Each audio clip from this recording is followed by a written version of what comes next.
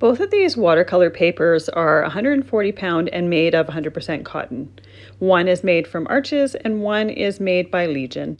While the Arches pad is only bound on the top, making it easy to remove a sheet at a time, the Legion one is bound on all four sides, aside from about a 2-inch spot on the right side.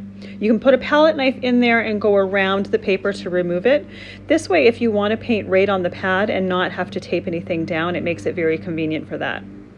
I'm just testing the Distress ink. That's the first color that I used. It's a re-anchor for a Distress ink pad, and I really like using it for watercolor because you can get some really vibrant colors. For both of them, they went well on the paper. I do like the brightness that the Legion one seems to have over the Arches paper. The second medium I tried was Distress watercolor crayons, and the third one I'm trying right now is Perfect Pearls mixed with water. Once again, seems to be a little bit brighter on the Legion watercolor paper as opposed to the Arches.